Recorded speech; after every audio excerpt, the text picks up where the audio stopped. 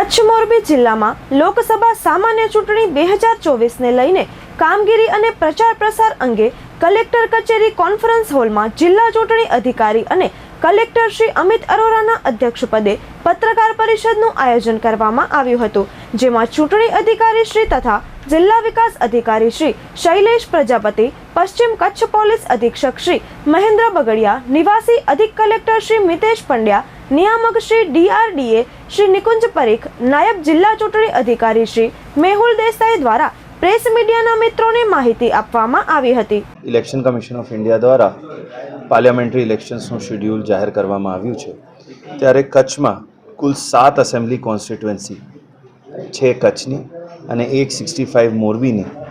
એ assembly constituency જે one Kutch parliamentary constituency છે, એના 19.35 લાખ વોટર 7મી મઈના રોજ મતદાન માટે જશે। એના માટે પૂરતી વ્યવસ્થા તંત્ર દ્વારા કરવામાં આવેલી છે।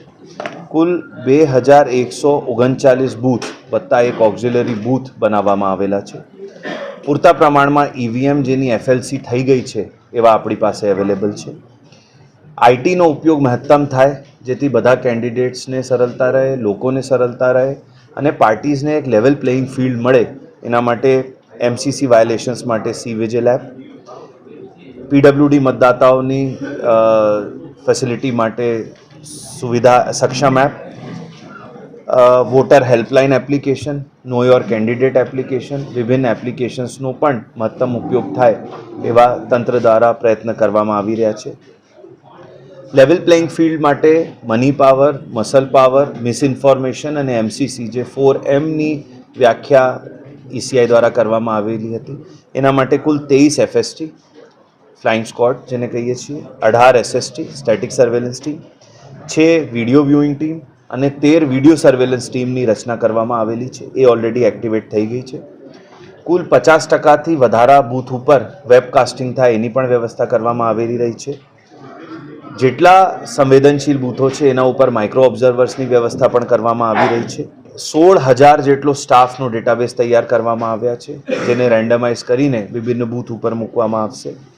સાથે સાથે લોકોને જ્યારે મતદાન કરવા આવે ત્યારે સુવિધા રહે એટલે અશ્યોર્ડ મિનિમમ ફેસિલિટીઝ જેમ કે પાણી, શેડ, રેમ્પ એની વ્યવસ્થા દરેક બૂથ ઉપર અવેલેબલ છે। ખાસ એ લોકેશન જ્યાં 3થી વધારે બૂથ છે ત્યાં પાર્કિંગના ખાસ ધ્યાન રાખવામાં આવ્યા છે। પૂરતા પ્રમાણમાં સિક્યોરિટી ફોર્સીસનો બંદોબસ્ત ડિપ્લોયમેન્ટનું આયોજન કરવામાં આવ્યા છે। કોઈ જગ્યા કોઈ દૂષણ ના થાય જેમ કે પ્રોહિબિટેડ સબસ્ટન્સ કે કોન્ટ્રાબેન્ડ સબસ્ટન્સ, એના માટે જેટલી એન્ફોર્સમેન્ટ એજન્સીસ છે એમાં BSF છે, નાર્કોટિક્સ બ્યુરો છે, એ બધા સાથે સંકલન કરવામાં આવી રહ્યા છે, કસ્ટમ્સ છે, IT છે।